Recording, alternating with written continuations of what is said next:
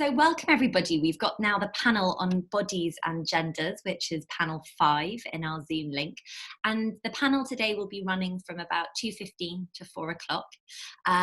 We have some fantastic speakers. I've looked at their material that they've sent through, and their work is incredibly varied and really beautiful and very exciting. So the first speaker that we're going to be having, I'll do a short introduction to all of the speakers, but then I will let them talk obviously much more in depth about their own work. The first speaker that we're having is Jayne, and she's an illustration student graduating at Middlesex, and she's going to be presenting on a feminist discourse of video game feminism. And I've seen some of the work that she's thinking around. I've read some of her abstract, and it's really interesting. And one of the things that she says is there is no singular gamer identity. Games are for everyone. So that's what she's going to be presenting on. Second, we've got Johanna Furst, and Johanna will be presenting from around 2:30 to 2:45, although obviously we can be a little bit more flexible with times because unfortunately the next presenter is not able to present today.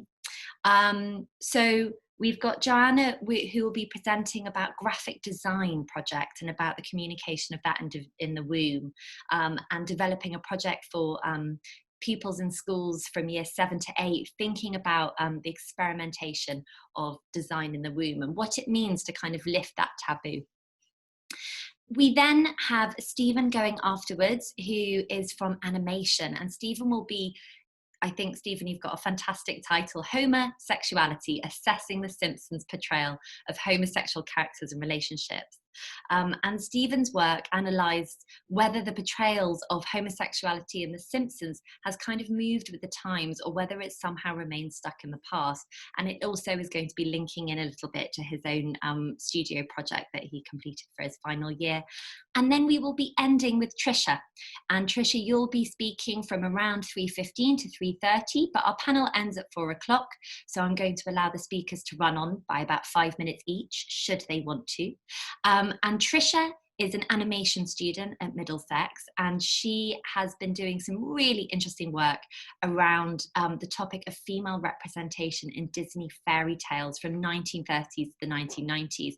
And in her abstract, she talks about how she's really interested in deconstructing the obscure meaning behind the choice of costume and makeup specifically in the films that she looks at. So without going on too much, I'd really like to give the floor over specifically to Jayne, who will be presenting first, and I will let Jayne present her own slides. So what I would suggest that everybody does is possibly go into speaker view and pin Jayne's video as well, so that Jayne, then you can share your screen and you can share your presentation. So Jayne, let me know if you are all right sharing your screen. Yeah, I'll try that now. Wonderful. And then everybody else is on mute. That's fantastic. And your videos are off. That's all great. And please do use the chat function as well, should you want to. And just a top tip, finally. Oh my God, what a brilliant image. Wonderful. Just a top tip as well.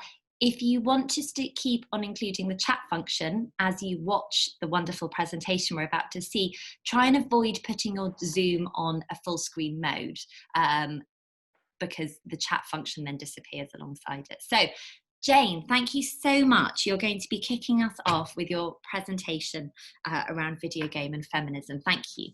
Thank you. Yeah, so hi, my name's Jayne.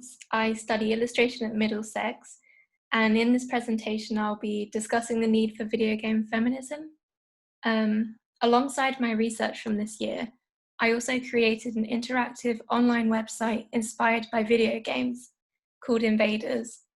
I aim to highlight why there was need for video game feminism and underline how and why gender biases exist within the virtual world. I want to start by reading this quote from Daniel Goldberg. Evidence abounds to suggest that women are yet to achieve equality in most sectors of our society, and so it shouldn't surprise us that the subculture of gaming is no different. Once I understood the feminist connection between the digital space and the real world, I could use it to compare feminist academic research with video game studies. This highlights the gender disputes and problematic gender biases that exist within game culture. And so here was my aim.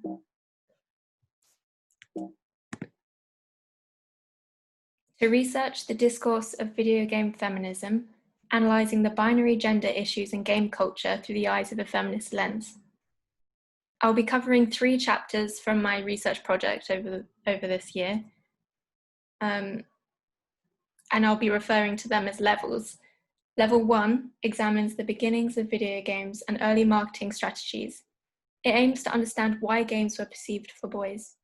Level 2 analyses the first wave of video game feminism and focuses on critiquing 2 contrasting approaches that feature the introduction of females in game space.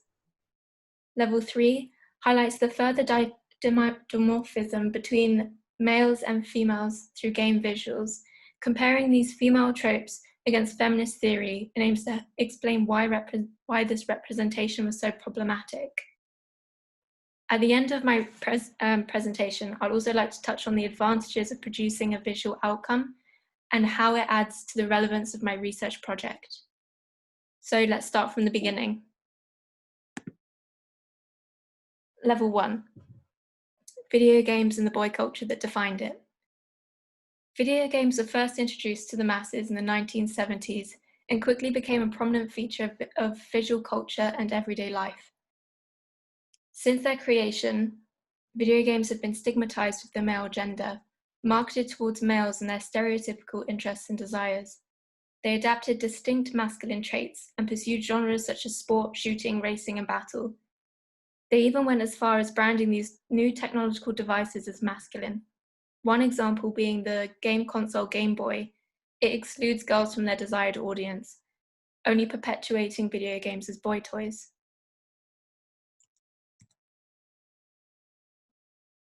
Early marketing and ad campaigns further exhibit this gender division.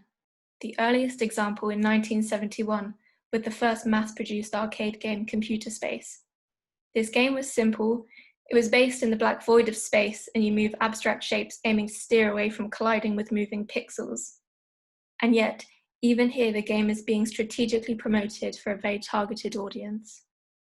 The actress, Tina Louise, stands wearing only underwear and a sheer nightdress. She represents the object of desire, reinforcing arcade games as a man's domain, only existing for the pleasure of straight males.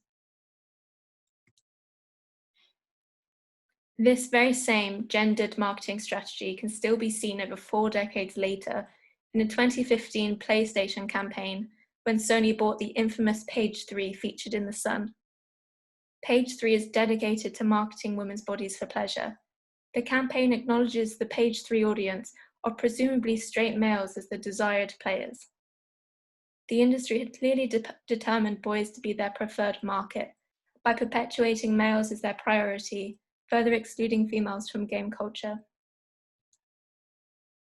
Which brings me on to level 2, the clash of feminine gaming, the girl game movement versus the rebel gamer girls. During the 1990s, the growing significance of technological literacy and small numbers of females taking part in computing activities sparked many feminists and academics to address the gender biases of modern technology. So, they began producing video games made specifically for girls.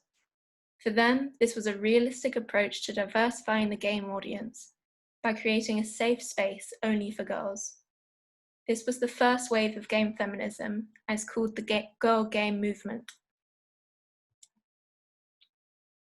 These games involved digitalized characteristics of traditional girly styles of play.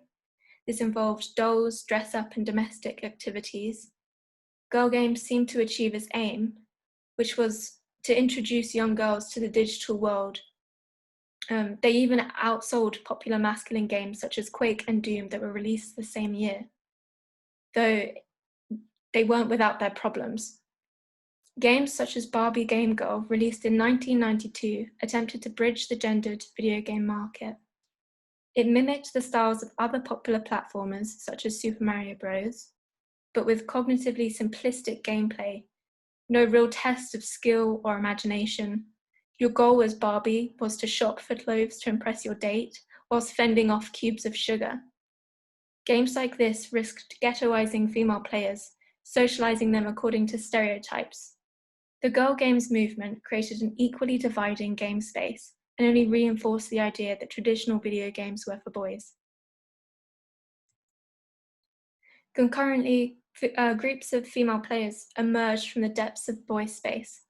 They disagreed with the stereotypical assumptions of girl games and formed the Game Girls. They represented an older audience not targeted by the girl games movement. They played the stereotypical boy games like Quake, a medieval gore-fest first-person shooter. Quake acted as a virtual battleground where women fought to be noticed in a male-dominated space. These women formed all-female clans and wanted to create a rivalry between men and women, to prove that they were equal. They created wild personas to shock and stand out, such as Die Valkyrie, Plan PMS, the Psycho Menslayers, and Crack Whores. While also helping advise women in these gamescapes dealing with harassment, they offered support and a safe space. The early assumptions about females were wrong. There were women who enjoyed playing these stereotypical masculine games, though no matter the approach, the issue of video games as masculine remained. This brings me on to the representation of women within video games themselves. Level 3. Video game characters, analysing female tropes. Between the decades of 1990 and 2000, there was a significant rise in the number of females playing video games, though this number was greatly distorted when looking at gender representation and game characters. Females were rarely depicted in games, but when they were, it was quite problematic. The developing graphics and visual styles led to further discrimination, fashioning sexist tropes that marginalize females in the virtual space. These tropes given to female characters reflect those given to women throughout history and can be compared to traditional feminist theory that highlight patriarchal societal norms.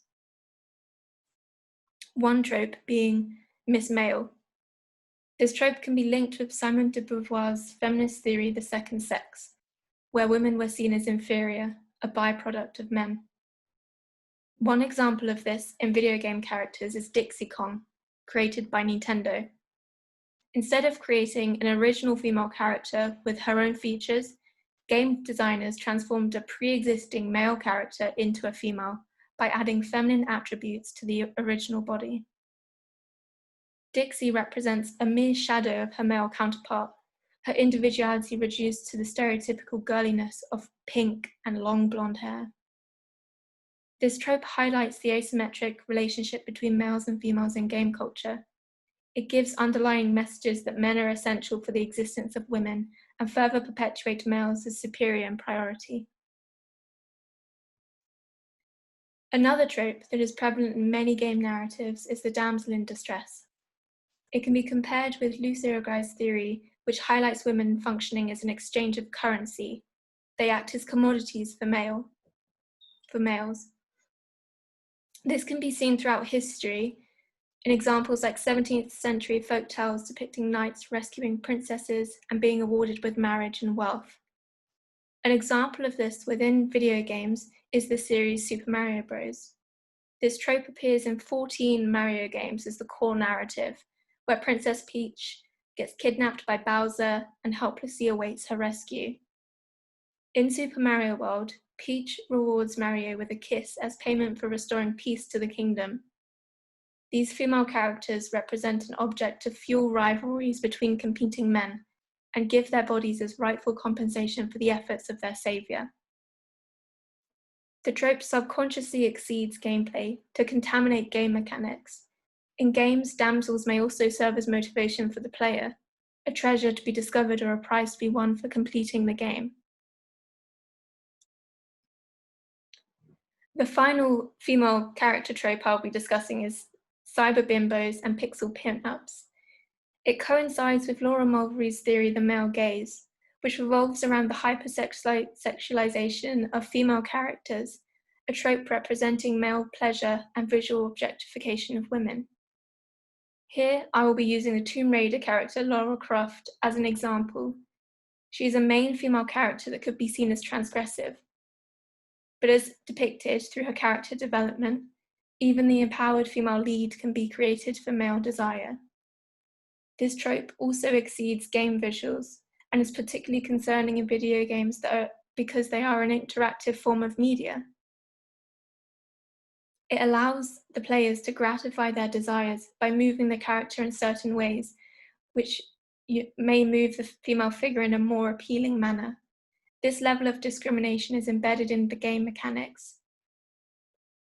They're specifically for straight males to experiment with their desires more freely. So this concludes some of the chapters from my research I have conducted. In this presentation, I hope I have made it apparent that the dimorphism in video games stem from beyond the development of modern visual culture and hyper-realistic graphics. The gender disputes root themselves at the beginning of video game creation and are embedded in marketing strategies, narratives, and game mechanics. I hope this presentation has made it clear from the eyes of a feminist lens why the virtual world requires the same feminism that is occurring in the real world. I want my research to have its own space within the virtual world, mimicking visuals of traditional pixel video games while spreading the message of feminism throughout. It was important to me that whilst doing this research on feminism of the game culture, I was able to produce something that could be seen and interacted with in a virtual space. And so finally, for anyone who would like to see my visual outcome, here is the web address where I go into more depth about these chapters and other ones not mentioned here today in my presentation. Thank you for listening. Jayne, that was absolutely wonderful. Thank you so, so much. And what I'm actually going to do just now is to ask Jayne to maybe pop that link to her work in the chat bar as a hyperlink. Jayne, would that be okay? Yeah, I can do that for you now. Brilliant. If you could do that, that would be amazing, because I think probably after that, lots of people will have an appetite to see what your studio outcome was for that really nuanced and incredibly articulate discussion of some very complex ideas around feminism and binary gender and representation within the digital space. Really, really interesting. Thank you, Jayne. That's brilliant. Right, that means that we come to our next presenter, who is Johanna. Now, Johanna, would you like to say a little bit first about the work that you're doing and what your presentation is about? And then I will play the video that you've pre-recorded. Would that be okay? Yes, that's okay. Wonderful. Sorry, my name is Johanna. I'm a third year graphic design student at Middlesex. I just graduated, and the project that I'm showing now is the last project that I did for my final major project this year. And it's quite self-explanatory, so I don't think I need to say too much. Okay, wonderful. Well, in that case, I will share my screen and I will take you to the QuickTime player. And then hopefully, Johanna, I'm going to ask you to unmute yourself to just make sure that we can see this. Can we, are you able to see For this? my final major project, I chose the topic of human development in the womb, as I'm personally very interested in it, and I think it's life essential to know about it. The first time I learned about the development of human life in the womb was when I shadowed a midwife for a week during high school. I was very surprised about all the things I saw and learned, since I had not been exposed to this topic before. My expectations and knowledge of life inside the womb were therefore vague, and most factors had not yet crossed my mind. The development of human life in the womb had been a mystery for most of history until the 20th century, when significant changes in technology, such as the invention of the ultrasound or introducing antenatal care, increased scientific and public insight, which could give especially women a better understanding of the happenings inside them. Although advanced information is available now more than ever, my research shows that knowledge of prenatal life and development is still lacking amongst women around the world. This is especially prevalent in developing countries. However, even between those countries, there's differing emphasis on information passed on through prenatal care. This manifests, for example, in unhealthy decision-making during pregnancy, such as smoking or consuming alcohol while pregnant. My project explored how graphic design can be a tool for visualizing information about human development in the womb. The aim of this is to help women and partners make informed and considered lifestyle decisions during a pregnancy, which will influence the developing life in the womb as a result. First, I researched embryonic and fetal development and the abilities a child gains throughout the term. Secondly, I focus on the development of knowledge due to advancing technology across history. Lastly, I highlight the dilemma of making uninformed decisions such as unhealthy diet and active and passive influence through the woman's own experiences and surroundings during pregnancy and their consequences on fetal development. The development of human life in the womb is calculated at 40 weeks from conception and divided into 3 trimesters. Studies have proven that during this time, the fetus is influenced especially by the outer world, as well as by the mother's physical and psychological experiences. This can shape its skills and abilities and therefore influence early childhood and later life. Based on the current program of studies in the UK, education in school is not sufficient in providing knowledge about prenatal development, which is why my focus is on administering this information to teenagers aged 12 to 13 in the UK. I will achieve this by fitting the topic within the curriculum. This way I would create information with detailed insight into the womb to educate the next generation. The topic of development of human life in the womb has been elaborated on in many books, articles, and websites. Leonardo da Vinci is considered to be the first artist to draw a correct form of an embryo in the womb. The first insight into the womb through ultrasound was administered by Ian Donald and his team from Glasgow in 1956. Swedish photographer Lennart Nilsson revolutionized this topic with his famous macrophotography project, A Child is Born, which included the first actual photograph of a fetus inside the womb. A Child is Born caused a sensation around the world when first published due to the fact that only scientific drawings and sketches had been used before then. The womb itself seems to be a topic which has fascinated people throughout the time, with designers using it as a basis for their work. An example of this is Finnish-American architect Eero Saarinen, who designed the iconic womb chair, and who wrote that the greatest comfort and safety a person ever experienced was in the mother's womb.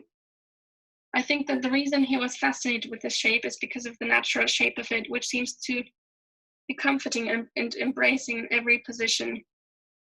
Another example of designers using the form of the womb as an inspiration is a London design collaboration resulting in building a womb-shaped hotel room in East London. It is designed to recreate the comfort experienced before birth.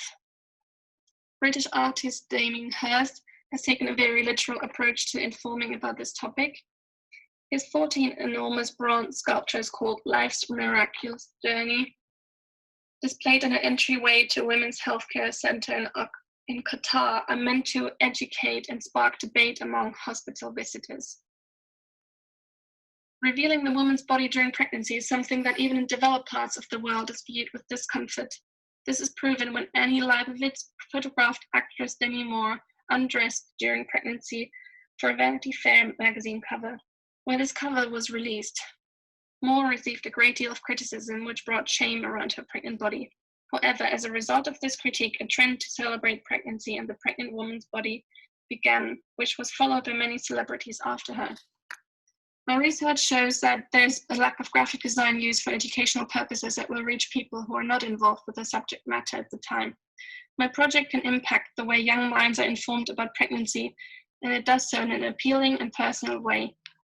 The effect of this is that it avoids misinformation and prepares teenagers for confrontation with future situations, as well as reverting the taboo nature of this topic and making it the natural conversation piece it should be. In the wider world context, unhealthy decisions for the mother can have a huge impact, such as brain underdevelopment of the child as a consequence of smoking or alcohol consumption. Drug abuse during pregnancy can also have a lifelong negative consequences for the child. Simultaneously, healthy decisions can have a long-lasting beneficial impact on the development of the unborn. This shows the importance of being aware of the possibility of consequences of decisions made during these 9 months, and probably even before. A study in Italy found that only 43.7% of women felt informed about decision-making during pregnancy. Until the 20th century, women have mainly had to rely on stories passed down by other women for information. Having detailed information about pregnancy close at hand was nearly impossible until the 20th century. Before antique writings of philosophers was what clinical books were mainly based on. When midwifery experience grew, even lay people were able to see and understand much more about the development, the impact on the female body, and of course preventions and preparations during pregnancy. This expanding knowledge has had an undeniable impact on society, since many possible birth defects can be prevented or treated before the child is even born. Coming to my research methods. In my high school, I attended a child psychology class, which at one point required taking care of a lifelike doll for a few days. The aim of this project was to make the students aware of what it meant to be responsible for a child. The goal was to bring the baby back safely with the least amount of abuse, which would be triggered by situations such as not holding the head properly or not recognizing and reacting to the doll's cry. I found it a very effective way to inform young people about situations like this. This is why I'm also using the element of experience in my final project, because I think it can be a powerful and effective way of making a topic more personal and therefore have a lasting effect. When starting to think about possible outcomes, I joined a UX design digital prototype workshop at Middlesex University. I used the design thinking process skills I learned there and applied them to my topic by creating an app prototype in InVision and testing a simple workflow on a few people. This helped me to find my target audience, due to the realization that teaching at a young age will result in impacting future generations. In order to discover the best way to communicate my topic to my target audience, I researched about ways to find information while pregnant and how to inform yourself if not connected to the subject matter. I downloaded the world's most popular pregnancy app called Pregnancy Plus to get a feel for the communication and design that attracts and delivers information to speak to many people. The clean and white design addresses an adult audience, and there are a lot of features offered, like 3D views of the baby and a weight gain tracking system. To conduct my research, I also went to the Wellcome Collection Medical Library and Reading Room in London to understand medical-related design. Concerning this project, I mainly found books displaying other informative sources surrounding the embryonic and fetal life, and exhibitions with very detailed imagery. Based on my research, I created an app with information about fetal development, which will be included in an educational program in high schools and will be supported by the NHS. My research has shaped my project in a way that when I chose a target audience, I quickly decided that my outcome would be most successful if created digitally, because mobile devices seem to be the most popular medium of information for teenagers nowadays. The gamification aspect in the app is inspired by the Tamagotchi game, where people can take care of a pixelated pet, which requires care and regular cleanliness in order to grow. The aspect of caring for a digital character to help it grow is in line with what I wanted to communicate to the user. I'm including some form of personalization in my app, such as naming the fetus or choosing a color scheme. I'm considering the latest trends for apps as well, as the design should be as forward-thinking as possible to attract the young audience. I started out drawing 3 different styles, one being a flat illustration, the second a bit more natural with soft organic colors, and the third a bit more unrealistic approach. I settled on the third and also experimented with colors and light and dark mode. My final piece consists of an app with a game aspect of watching a fetus grow for 9 days and making decisions in its benefit through quizzes, as well as collecting information by completing tasks in order to reach the new level, which represents a gestation month. The app is connected to a website and supported by promotion materials. The next slide shows my promotional video, which I will play.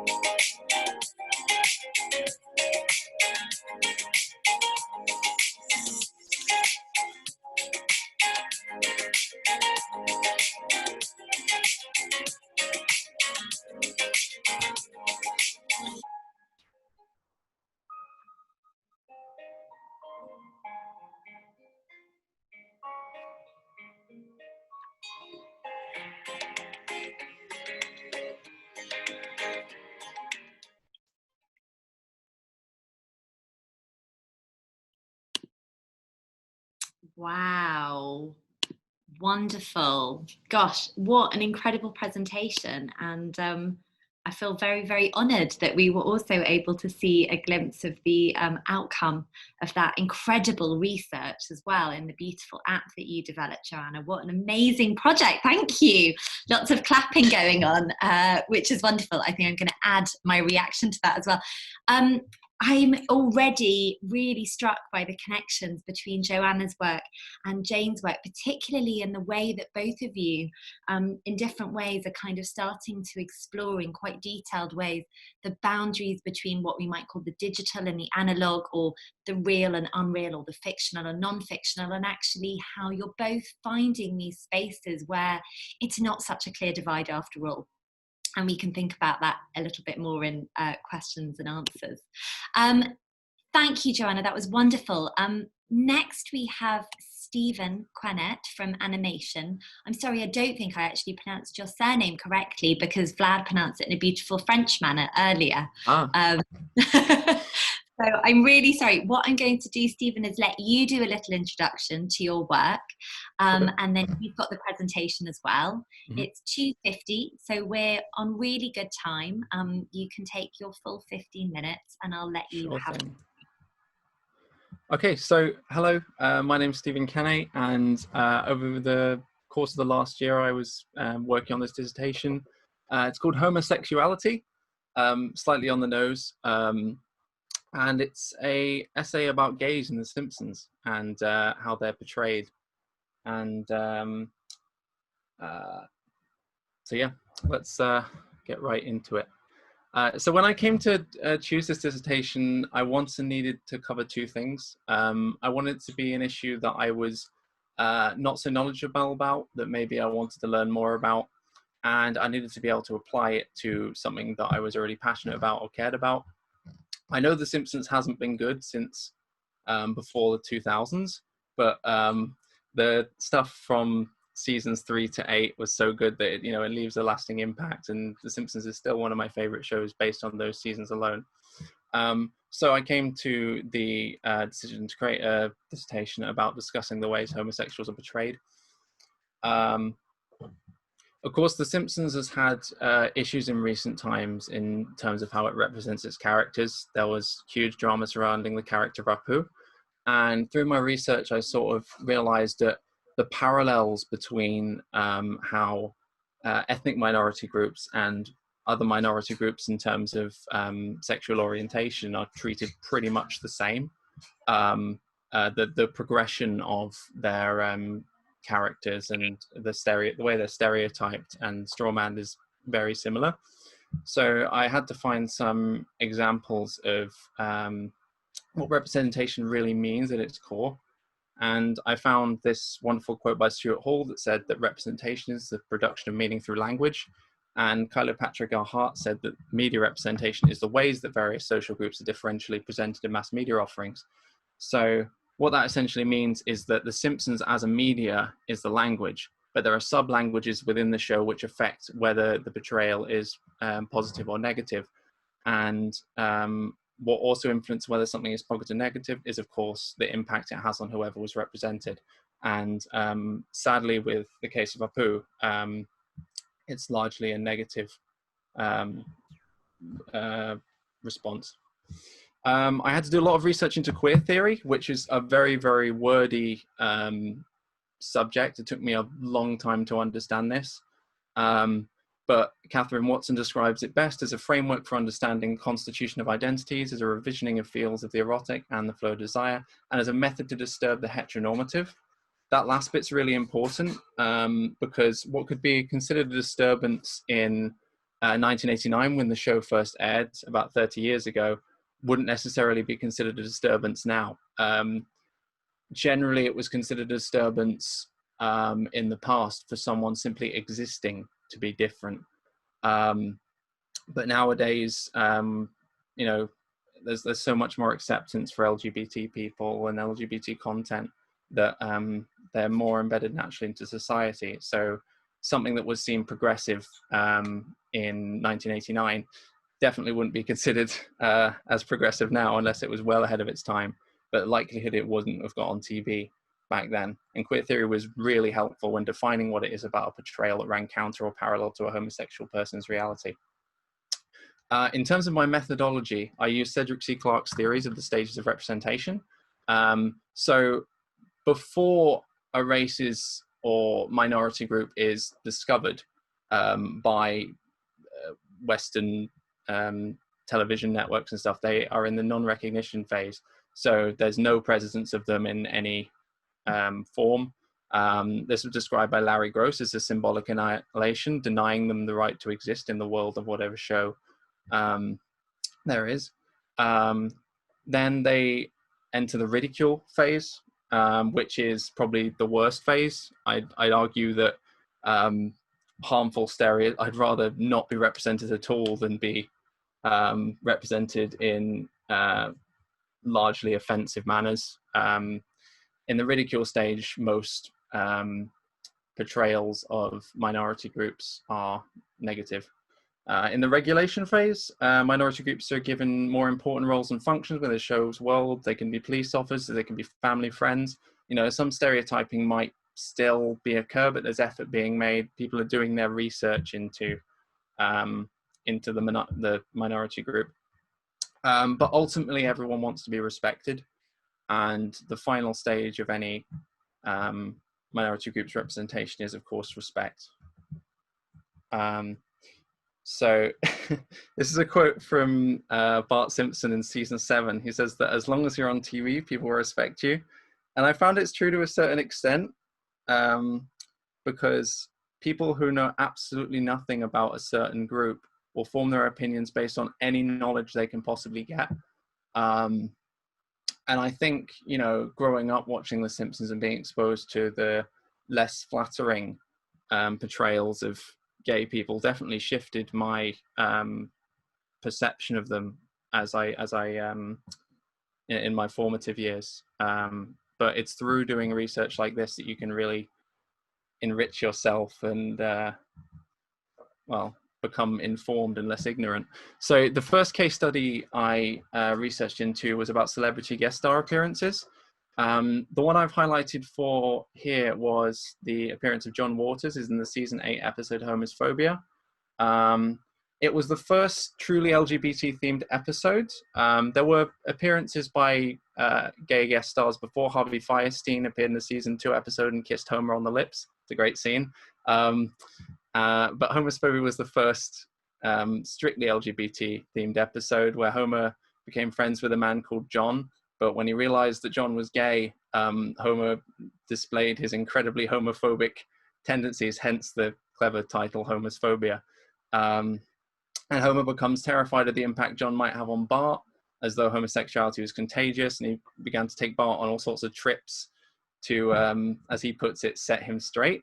But he nearly gets himself and Bart killed by a herd of reindeer, and John saves his life with a little mechanical robot. And what John says to him at the end of the episode is quite great. He says, well, Homer, I earned your respect, and all I had to do was save your life. Now, if only every gay man could do the same, you'd be set. John's portrayal in the episode is fantastic. He's always the bigger person. He's always smarter than Homer. Like he's just kind of disdainful for Homer's actions in the episode, along with Marge. And although he does exhibit some stereotypically gay behavior, I believe that's done with the intention of making sure the audience reaches the conclusion about his gender before, not his gender, his sexual orientation before Homer does, to further highlight Homer's ignorance. And I think this is a really, really respectfully done thing, and it was done in 1998, which became kind of 1997, 1998 became kind of landmark years for betrayals of homosexual people on TV. Now, most people will probably be aware of Waylon Smithers. What some of you might not know is that he didn't actually come out as gay until 2016. It's probably the worst kept secret in Springfield, as a lot of people put it. He's had references to his sexuality as far back as 1990. So season 1, episode 8, I believe, The Telltale Head. And for analysing portrayals of Smithers, because he's such a recurring character, I really had to think about comic theory and understand how all the different jokes surrounding him work, to dissect their intention and create an understanding of how the show used satire. Smithers' sexuality was usually referenced 1 to 3 times a season in the show's golden era, season 3 to 8, the good stuff. And I found that he was often ridiculed and disempowered by most of the jokes. He also had some very stereotypically gay hobbies, like being a fan of Malibu Stacy, which is The Simpsons' universe equivalent of Barbie. And his case is an interesting one, because if you were to have only watched the early years of The Simpsons, which I think most people probably would have, you'd probably form an opinion based on him of those. And I found that those early season appearances were a lot less respectful. I found that he was often demeaned by the jokes, and the power balance was very clearly in the favor of whoever was ridiculing him, or just anyone else who was in the room. But I felt like as the seasons progressed, as time went on, Smithers' appearances became much more they tended to think about the appearances a lot more, and they fit much more of the regulation mold. And of course, The Simpsons is full of throwaway jokes. This is the kind of cheap humor generally that you'll see in shows like Family Guy. And it became, I actually felt like this became more of a thing as The Simpsons went along. But one example is in Homophobia, the episode we mentioned earlier. One of the places Homer takes Bart to try and straighten him out is the Stringfield steel mill. When he arrives, however, he finds that the entire steel mill is actually populated by homosexuals, and much to his horror, turns into a gay nightclub. And while on the surface their appearance and mannerisms might come across as a simple stereotype, contextually they make an important point for highlighting Homer's hypocrisy. Having previously criticized John for being a sneak, he finds the very overt nature of the steel mill workers sickening, highlighting his hypocrisy after a conversation with Marge where he says he likes his beer cold, his food hot, and his homosexuals flaming. And this is an example of a throwaway gay character being used for narrative purpose, to further the point of the plot. However, that's not always the case. And there's an example in the bottom right from season 14 where it's in a gay nightclub, and this older character, Hans Moleman, gets sort of taken advantage of by it's kind of almost like a predatory character called the Gay Colonel. He doesn't have much personality other than he's also dressed up in a military uniform and sort of taking advantage of Moleman, which is, it's not a great example. So the throwaway joke characters tended to fit more in the ridicule stage of representation. And while it might seem negative, I think it's very hard to include a gay character for seconds of screen time without there's very little opportunity to develop them further, which could almost make you think, yeah, no, they probably shouldn't be there. But according to the Simpsons writers from the research, they put them there almost as a reminder to the audience that gays are alive and present in Springfield. And unfortunately, it means that those who knew nothing about gays, like myself when I was younger, would be introduced to them in a way that sticks in the mind, which is some horrible mixture of facts and awful camp stereotypes. So in conclusion, well, first up, it's very hard to conclude something that itself hasn't concluded. Simpsons got bought by Disney, so we'll probably be at season 40 before long. When I wrote the dissertation, they'd had season 32 confirmed, which won't be ended until 2021. But overall, I found that The Simpsons used satire to have a positive effect on its portrayal of homosexuality, but it didn't immunize it from occasionally being part of the problem when it came to gay media representation. One thing to note, though, is the way that Simpsons has indeed moved with the times. I realized that I was approaching all of these interpretations through the lens of the 21st century, where being gay is more normal than ever in open society. Were I be to conducting the same assessment in 2000, the way I look at each portrayal will be very different, as the most offensive or brash portrayals I brought up would still be a big leap forward. While some huge franchises like Harry Potter and Disney's Marvel Cinematic Universe fail to openly acknowledge gay characters in their respective canon, The Simpsons, which has featured gay characters and a queer sensibility more or less from its outset, shows no fear and portrays the character Waylon Smithers, amongst others, with respect and dignity they deserve. Stereotypes may not always be the kindest, but they do in many parts normalize a group of people in a person's mind and make them more tangible. And just as a bonus thing, is a list of a few of the episodes I watched in research for this. That's not all of them, but yeah, these are episodes which feature some kind of gay representation. And yeah, that's me done. Thank you so much. That was absolutely fantastic. You must have worked incredibly hard. That was an unbelievably detailed list of episodes as well. But as you were talking, one of my notes said, must have watched a lot of Simpsons during the research. Yeah. I wish a lot, I imagine a lot of us wish we'd chosen a similar research topic. That was very clever of you. I mean, I have to say it wasn't that bad, really, you know, going back and watching the older stuff, but the newer stuff was kind of dross, so. That's really interesting as well. I think what you've managed to do is kind of navigate this really on the surface kind of joyful and superficial territory with an incredible degree of detail and complexity in the way that you're approaching your analysis, which still seems to, as far as I can work out, pay respect to the levity of the subject that you're discussing, which is an incredible line to balance. So thank you so much for sharing your amazing research. And we're getting a lot of comments in the chat box about research, incredible, wonderful work, very impressive. So that's wonderful. And then moving on, thank you so much. And Stephen will obviously then bring you all back at the end after Trisha's presentation for a wider Q&A. And so what we're going to do now is have Trisha present her research, and I probably I'm going to let Trisha say a little bit more about her very interesting research and a little bit about what she is doing and what her practice is.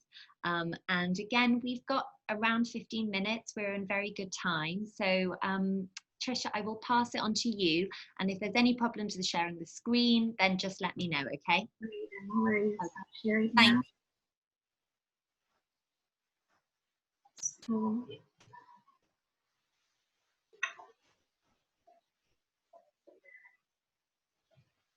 Yeah, first of all, I want to say good afternoon to you everyone. Today I'll be presenting on Other Sex, which specifically explores the representation of female costume and makeup to show the progression in the representation of female figures in Disney fairy tales. I'm sorry, but yeah. Perfect, well done. That looks great, Trisha. Good. I think that's fine. It's just good. Okay, now we move on. First of all, before I start analyzing, give you the analytical, the research that I've done, first I want to say that growing up, I've always been obsessed with Disney fairy tales, especially the Disney heroines. As we all know, as kids, right, we've been obsessed with their gowns and tiaras, and we always have this stereotypical mindset where we need to be slender, we need to have the symmetrical face, and we have to have the alabaster skin, because unfortunately up to now that is still advertised as the paradigm of beauty. And like I always assume that if I actually don't look like this Disney fairy tales, then I am considered as an other, just like the femme fatales in the Disney fairy tales. Now, First of all, it is important to analyze costume and makeup in Disney fairy tales, not only animation itself, because costume and makeup clearly emphasize the imbalance in power structure which exists in this film. And as we all know, clothing is basically the very visual physical appearance of a person. It dictates the gender, and therefore it is the social cultural factor shaping gender. Shaping gender. In other words, it is the social instrument that justify the interest of the patriarchal society.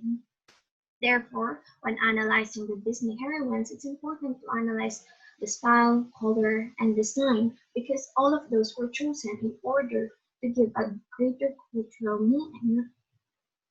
Now, first of all, this is true, especially scholars like Haryanto Demon and Kristen Malford explains that the representation of the Disney heroines and the femme fatales were actually influenced by the greater American ideology.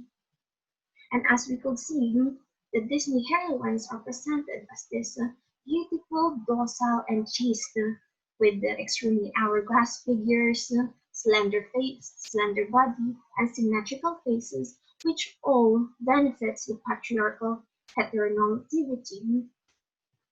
Now, if we're going to compare this with the femme fatales, we could see that there's actually great contrast in how they're presented. Now, the femme fatales, here we could see the evil queen, Lady Tremaine, and Maleficent, which are all presented as this vile and evil erotic woman who always seek matriarchal power. And as we could see that their inner quality is actually physicalized by presenting them as this woman with conspicuous makeup, arched eyebrows, dressed in very extravagant, luxurious gowns. And by putting these two characters together, the Disney heroines and the femme fatales, we could immediately see which beauty is valued and undervalued. Now, according to scholar Haryanto Demon, the disparaging appearance of the femme fatales is used to accentuate the beauty of the Disney heroines, which again what the patriarchal society favors. And according in my research, I used the term patriarchal hegemony and heteronormativity, which is actually based on Haryanto Demon's research, to represent that woman could not exist as an independent, autonomous figure free from subjugation. And we could clearly see this by how the female figure that Disney heroines are presented. They are forced to conform to the Judeo-Christian femininity, which is expressed through modesty, prudence, and lack of confidence, and engraved in the very symbolic representation of a dress. Now, similarly, Alison Mapleston is another scholar that I want to look at. That she used the term patriarchal utopianism to describe how men's power is actually deemed as natural and is just right. It is the rightful power. Now, matriarchal power could actually basically it is so basically it's the power that is deemed as the rightful one. So any threat or anything will be immediately eradicated. And as we could see that even though that we have these femme fatales that transgress the normative gender stereotype of femininity, we will still see that they exist in this patriarchal utopianism, wherein throughout the film they are actually treated as an other, and at every end of the film they are actually either killed or vanquished. And now, in order to help with my research, I divided my research into two parts: the transition period and transition period, to show how it progressed to this progression period that we have right now. is actually based on the research of Johanna, where she describes that these three waves is parallels the feminist movements in the Disney fairy tales. Now in the feminist movements in the American society. Now we have the pre-transition period, which includes 1930s to 1950s, and we have this transition period, which includes 1960s and up to 1990s. Now, I will start with the pre-transition period, which includes Snow White, Cinderella, and Sleeping Beauty. Now, all these women are presented as these docile, chaste women who are suppressed to be in the perfect epitome of femininity. And now we could say that actually their life is primarily based on the domestic sphere, and hence Betty Friedman coined a term called feministic of domesticity, where she describes that American women, American housewives, they feel like their life only circulates around their children, around their wife, around their husbands, and providing for them basically. And therefore, at a very young age, they already felt like they must provide for them, and their life only circulates within the domestic sphere.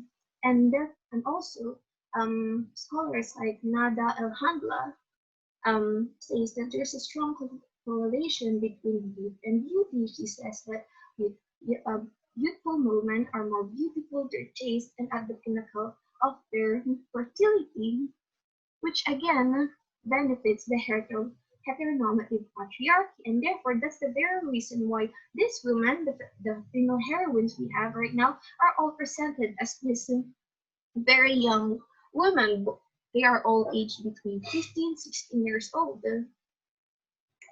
Now, let's start with the very first heroine presented in the pre-transition period, Snow White, which actually acts as the model for the succeeding Disney heroines in the pre-transition period.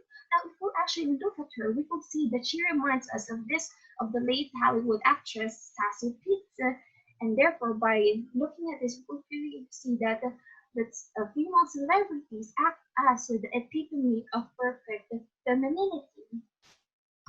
Now, if we compare all these women in the pre-transition period, we could see that they all have the subtle makeup, they all have the symmetrical faces, they all have this alabaster skin, and we could see that the subtle rouge on their lips helps emphasize their sexual readiness. As we all know, during the early 20th century, and actually during the early 15th century, Christianity actually discouraged makeup because they assumed that it is the work of the devil. But with this Disney heroines, we could see that the subtle makeup helps reinforce their fertility, their chastity, and virginity. Now, with their alabaster skin, according to some scholars have researched too, that as we all know that Disney heroines are very young, only 15, 16 years old, we could see that according to scholars I've researched too, that the skin tones actually differs between boys and girls during their puberty, and girls are actually lighter during their ovulation compared to when they're infertile. But another interpretation to why they may have alabaster skin is because of they immediately remind us of the Virgin Mary, and therefore it reinforces their divinity, their transcendence, and their goodness. And in terms of their costume, we could see that at the beginning of the film, they're all presented wearing this disparaging brown pinafore to emphasize their social status, but also to emphasize their status as second-rate women. Well, according to the Christian creation story, women are created as second-rate, inanimate piece of meat. Basically, God created men, and women were created from from men. Women were created from men, and therefore they'll always be inferior. And so we're throughout as the film progress, people see that actually their costumes changed into these flamboyant ball gowns. Now you might say that this represents their basically progression to the social hierarchy, but some scholars argue that actually represents their husband patriarchal domination, because as housewives during the early 20th century, housewives housewives who dress very nicely represents the social standing of their husband, and therefore it enforces the social standing. Now, and also if we look closely at the colors of their costumes, we could see that yellow, blue, and red are often used. Like Cinderella has a blue gown, and also Sleeping Beauty Aurora has blue gowns. Now we could again relate this with the Virgin Mary. If we look at the Virgin Mary, we'll see that yellow, red, and blue is also used in biblical iconography. Now we could analyze that the red reinforces how she conceived Jesus Christ, and then the blue represents the divinity that wraps around her. And so that's it. Now let's move to the petals. Now if we're going, we could see that there's some strong contrast between the representation compared to Disney heroines. The femme fatale has more conspicuous makeup with their arched eyebrows, coal black outline around their eyes, and the use of colors for their costume, which is purple and actually Tyrian purple and black. Now, as I mentioned a while ago, that during the early 15th century, makeup is discouraged because they are deemed as the work of evil. And here we could immediately see that while the femme fatales are considered as these divine virgins, we could see that the Disney heroines are described as these divine virgins. These femme fatales are described as these succubi who's constantly seeking for the male attention, for the male gaze. And now, if we look closely, and as I mentioned a while ago, according to Clement, if anyone were to refer to these women as prostitutes, he will make no mistakes for they turn their faces into masks, basically, and also it covers the physical signs that make them different from the ideal feminine appearance. And as we could also say that the reason why this femme fatales maybe has this conspicuous makeup is because they cover the flaws that makes them not fit into this feminine molds.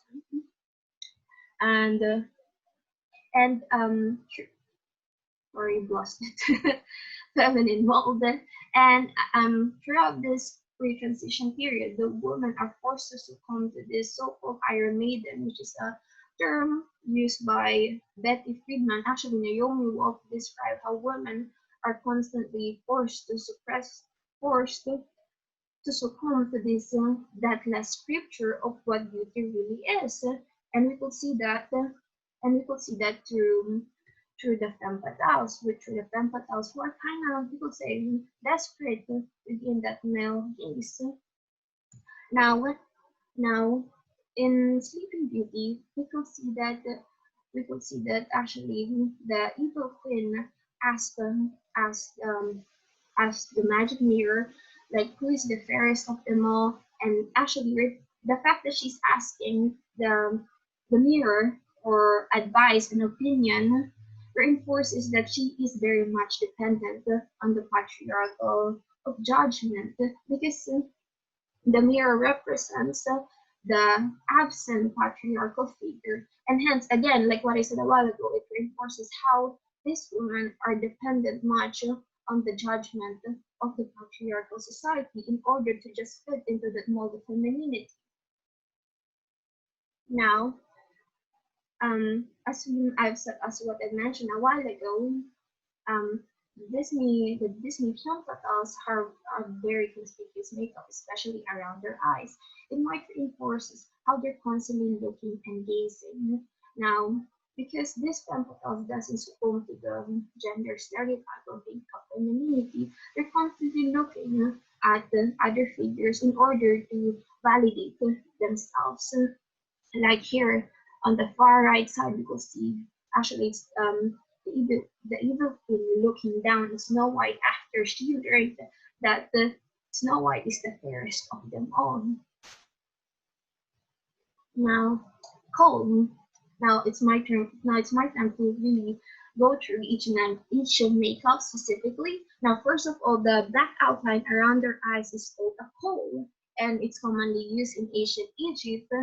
And because it reinforces, it actually they feel closer to the god called Eye of the god called Horus. And as you could see here on the far left side, this is the Eye of Horus, which is the god of intellectual knowledge. And as we all know, the femme fatales all possess that intellectual knowledge. They're mischievous. They basically seek matriarchal power. They wanna go against basically the patriarchal domination. And again, with the arched eyebrows, it gives us this negative balance. It immediately links with the dagger, something dangerous, and it therefore represents their ability to cause damage. And as we will see from Snow White and the the evil queen actually tried to kill Snow White. And in terms of their costume, we could see that all three femme fatales share the same color. Their costume, they all wear black and then purple. Now, as we all know, purple is commonly used for kings, nobles, and magistrates. And Trisha, I'm so sorry to interrupt. I think we're going to have to wrap this up in a couple of minutes. Is that okay? Are you nearly sure, at the no end? worries. Wonderful. No worries. Thank you. Okay, 2 more. Okay. Now, magistrates by giving them like of this blue and by giving them this purple and black color, it reinforces that their power is illegitimate, that the matriarchal power doesn't exist in a patriarchal society. Now, here again are the three. Now moving to transition period, which includes Little Mermaid, which includes Ariel, Belle, and Mulan. They all represent the woman who wants to go against, who's rebelling against the patriarchal society. First of all, I want to start with the Little Mermaid, with Ariel. She represents sexual liberation, and with Belle, she represents woman's desire for knowledge in order to achieve that self-actualization. And now with Mulan, she is actually the very first woman in the transition period to represent that a woman could actually be equal to as a man. And I will go back here to Abraham Maslow's hierarchy, where at the beginning, the pre-transition period represents that they are here in the psychological needs, and they desire the second level, which is safety needs. And Ariel actually desires love and belonging, and then Belle actually desires esteem, and then lastly with Mulan, she actually desires self-actualization. And therefore, to conclude this presentation, to conclude this presentation, I just want to say that for the past years, Disney fairy tales have had a bad reputation because they are seen as bad role models. But actually, if we're going to analyze them very closely, we will see that this woman represents a woman who are strong and courageous. And that's about it. Thank you very much. Wonderful. Thank you so much. We'll just stop that sharing. Brilliant. And go back to the full screen. Fantastic. Lots of clapping, little signs and conversations here in the sidebar as well. Trisha, thank you. That's really wonderful. Very, very interesting work, and clapping from your fellow panelists as well. So thank you so much. Amazing. Well, we have really excellent presentations here. We've got 4 wonderful presentations. What I'm going to do now is invite those panelists who spoke to put their videos on if you'd like to. Everyone else can pop their videos on as well, of course. Stephen, have you got a bird on your shoulder? I do, yes. Excellent. I don't know if you saw, but at the beginning of the day, I said I would very much welcome animal interruptions, and so we have one. Okay, brilliant. Yeah, this is my green cheek conure, Danny. Oh, Danny's wonderful. Excellent. Well, I hope Danny can be part of the conversation. So Trisha, Trisha and Jayne, you're more than welcome to put your videos on. Everyone is welcome to put their videos on. It's totally up to you. But we now have a really nice time for questions. What I might do is keep to about 15 minutes. So just before we get to the 4 o'clock keynote, which is being undertaken by wonderful Peter Thomas, we might be able to give ourselves a 15-minute tea break, comfort break, before we wrap everything up. What I think I would first like to do, because there were lots of really fantastic questions and thoughts, and we have one from Courtney already, and if you'd all of you, if you'd like to ask questions, do either use the raise hand function or write something in the question group. But what I might start with before I bring Courtney's question in is I'd like to just invite the panelists to maybe comment on any of the ways that they saw their papers linking to other people's papers, because I know I certainly saw a lots of range of really interesting different ideas shifting around. But I'd like to first open it to the panelists to see if you wanted to comment on the links that you saw with other people's papers in the panel today. Well, I don't know much about links, but I felt really nervous going after everyone who'd gone before me, because Johanna and Jayne's presentations were really good. I have a question for each of them, if that's okay. Yes, let's start with that. Yes, I think that's great. So Johanna, I was listening to your presentation. Something struck me as, do you feel that sex education specifically for men is failing people of both genders? What a great question. Do you mean in schools, or? Yeah. I think not so much that. I think why I chose this project is more that I think that there's not information about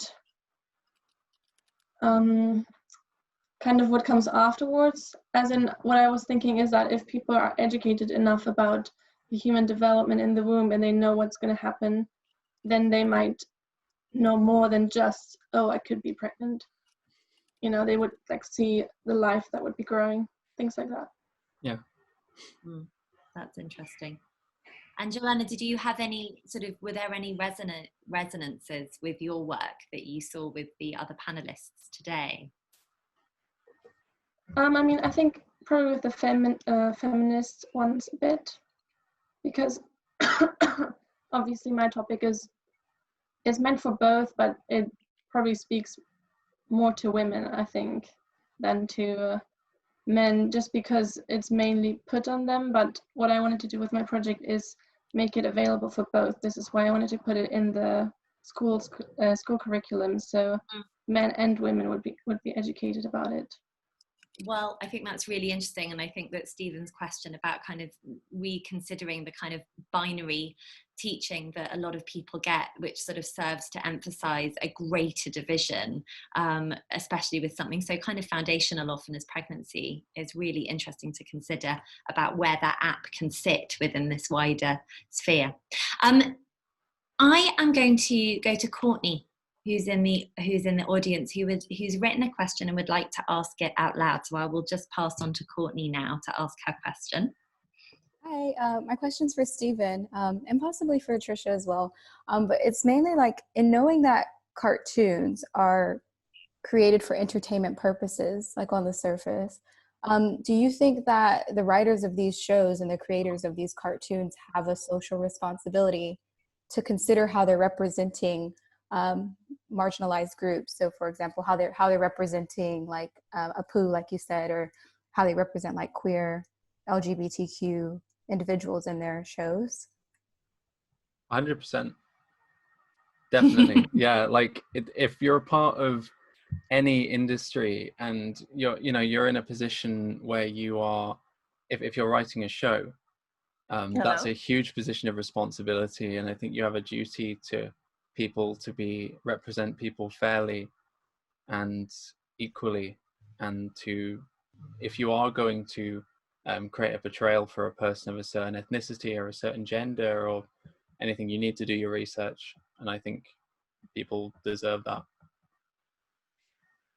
I think on the other hand, with the disinfluences, right? Like what I said in my presentation, you basically are influenced American ideology, and hence we could not blame how the women were presented during the pre-transition period, because that's how everyone else felt. At the same with the transition period, we could see that these women are starting to rebel, because that's how our society was starting to be, right? During the 1980s, many women were going against the social taboos of femininity. So yeah. And Trisha, you use this brilliant term in your presentation by Alison Maplesden from 2009, where you talk about patriarchal utopianism. And I couldn't help but feel that there were definitely resonances with Johanna and Stephen and Jayne's work as well about this idea of patriarchal utopianism, because all of you are working in the fields of design, where it does strike me that through all of the practices that you're doing, you're kind of at a very basic level, but it's quite an ambitious task, I suppose, wanting to make the world a better place in some way. So confronting this idea of patriarchal utopianism is quite a good thing, probably, I imagine. Yeah, I think because like how I termed a patriarchal utopianism is, right, like patriarchal domination, it is right, it is what people deem as natural. But I think now with the equality that we're experiencing right now, matriarchal power and patriarchal domination must be deemed equal, not patriarchal domination surpassing or suppressing this matriarchal power that we have. Courtney, did that answer your question? We've got Vlad asking a question as well, but before I move on, I just want to make sure that, Courtney, you feel like your question was answered, or maybe you had another point that you wanted to raise, actually. No, I think that that does answer it. I think it's one thing that Stephen said was he talked about like representation and media representation and how it depends on who is viewing that, whether or not it affects them positively or negatively. I just thought that was a really good point to pull out, because sometimes you don't know what type of messages you're conveying to different subcultures or groups, like you said. So yeah, I just really appreciated it, but it did answer my question. Welcome. Brilliant. Vlad, can we go to you? It's really interesting because although I'm hosting this meeting, I don't really have all those buttons that you use. So I don't have a thumbs up, I don't have a raised hand. I don't know why I don't have these buttons. I had a question for Johanna, because I found the application really, really interesting. And I was just curious, it's a very simple question. I mean, can you tell us more about it? Is it on Android? Is it on like iPhone? Like, how does it work? Can you just expand a little bit on that? Yes, so it doesn't work at all. It's just an idea basically that I designed, but it's not. You can't really use it. It's just we just had to present the idea. But do you plan to maybe put it in practice at some point? It would be amazing. I haven't really thought about it, but I mean, I think it would be a good thing to have, but yeah, I haven't really thought. Yeah, I think so. Yeah, definitely. You probably need a good programmer, but it would be a really brilliant thing to have. I was thinking even cross-species. I mean, you know, when you have dogs and they have puppies, it's a very exciting moment as well, or, you know, whatever it is, it could apply to all sorts of territories for sure. I'm just going to wait a second to see if there are any other questions, because I've got a few more written down here, but I'd like to open the floor. So either you can unmute yourselves and ask straight away, or panelists, if there are things that you want to raise, let's Lauren, give that space. Lauren, I wanted to ask her, thank you all for brilliant presentations. I just wondered if you could perhaps elaborate. a bit on how you see that the research that you've done and how it's influenced your perspective or your sort of position as an artist and in your own practices. If you could just sort of, you know, if there were any insights or any kind of ways of seeing that came out of your research that you feel like you'll hang on to, if you wanted to give us a bit of insight into that. Brilliant. Yes, please. I'd like to start on this one. Go for it, Stephen. So I'm kind of ashamed to admit that before doing all of this research, I was, you know, I leaned more in the opinion that it didn't really matter, like, what gender or what race was represented on screen, because I felt like, for me, I'd always been able to sort of relate to anyone on screen regardless of their gender and stuff and see role models. But through my research, I've realized that that's not the case, and that, you know, it can mean a lot to people when they're able to see parts of themselves reflected on screen. And it's been really awesome to have my eyes open like that, and complete, like, this research has changed my opinion on so much stuff, and I feel like it's enriched me as a person. Big thumbs up from Lily there. That's exactly what university is supposed to do, so congratulations. Johanna, Jayne and Trisha, would you like to answer in any particular order? It's a great question. Yeah, I'd like to just echo that point, really. Being someone that very much enjoys video games and playing them in my free time, the whole female issues came with it. I just kind of thought that they were just, you know, they just existed, whatever, there's nothing I could do about it. But after researching it, it became more and more apparent that it was an issue with the actual industry itself. Right.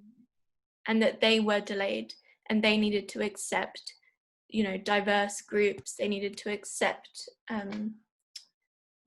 you know, the responsibility themselves, also echoing the question we had a little while ago. But yeah, it wasn't until the research that I found that out, and kind of changed my way of thinking about it too. Jayne, it's so interesting. If I can just, before Johanna and Trisha move on, I just wanted to ask you, because you use that word accept, but I think really it's a bit more forceful than that. I think from what I can see in your research, what you're trying to do is actually have a wider promotion and a kind of forceful interrogation of this kind of utopian world that you've been exploring in a digital space that has been under a very distinct kind of patriarchal domination for quite a long time. And what your research is beautifully exploring, I think, is the way that female gamers have always been here.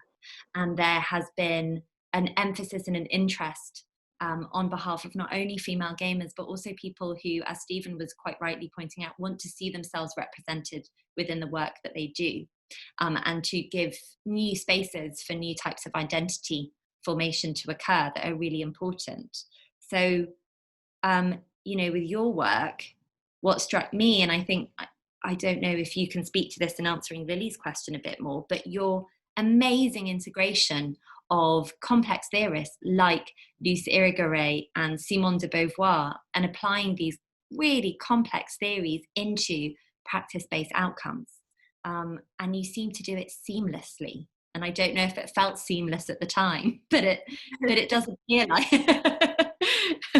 but it does appear like that. Did you feel like those theories filtered into your practice in a way that was quite straightforward, or was that kind of tricky? I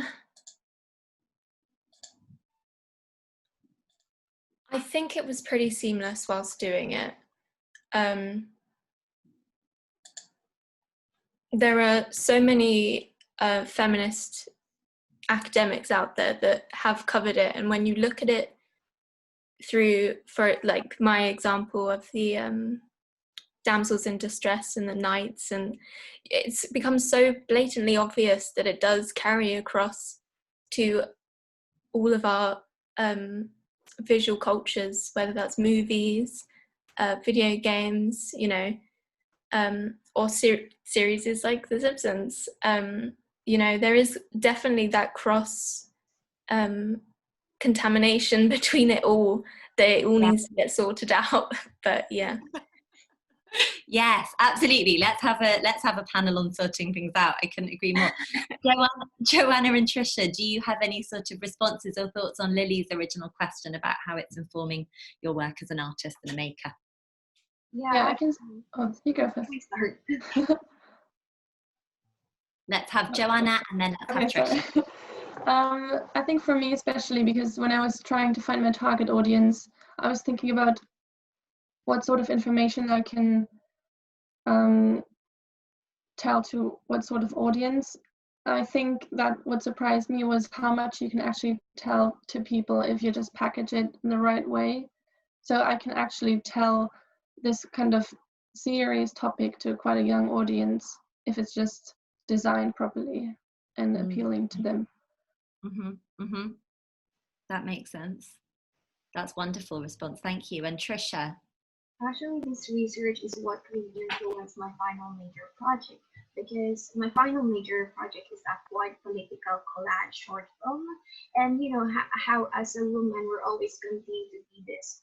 We're supposed to be this chaste. We like our voice is not supposed to be heard.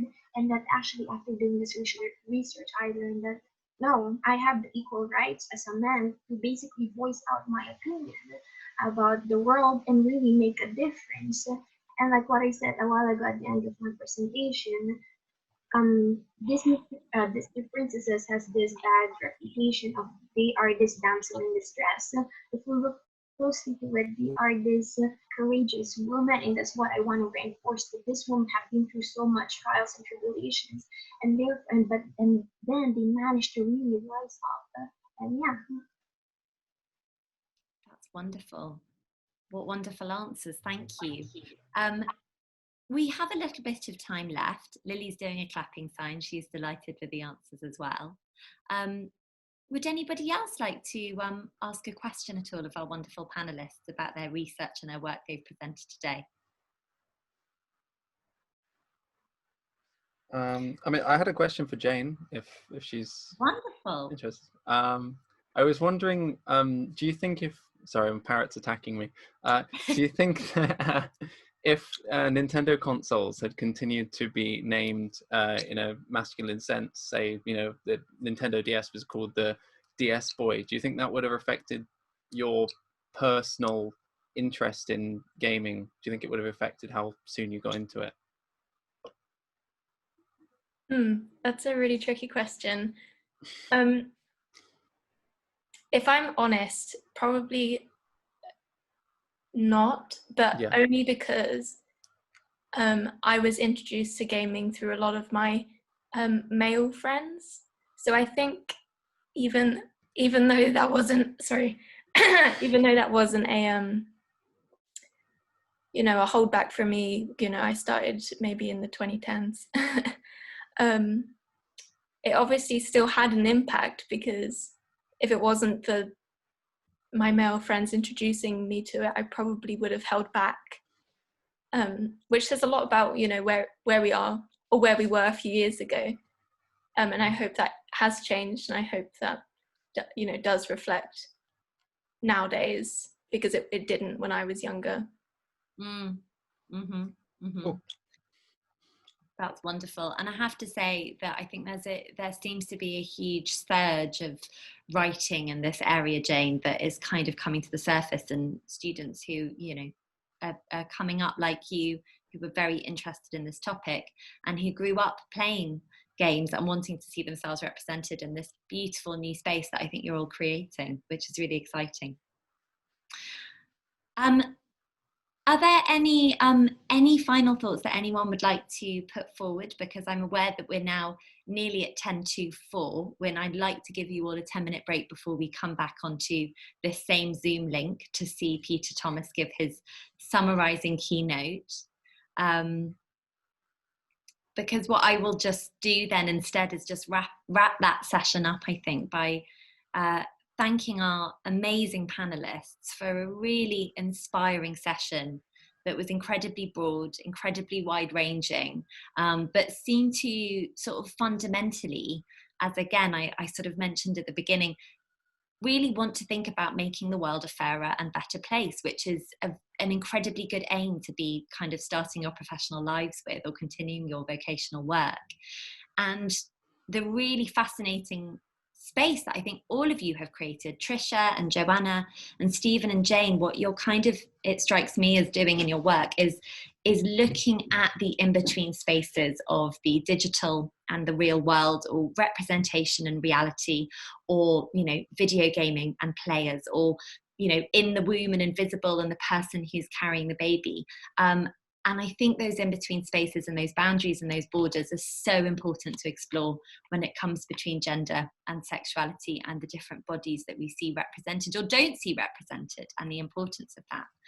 So I'd like you to kind of end by encouraging you to keep doing that, and to try and sort of allow you to keep going, because I think from the comments in the chat box, it's really struck a chord with everybody, and it's beautiful work that you're doing, and it's very urgent work, and it's very relevant. So thank you very, very much. And I'll end with doing this.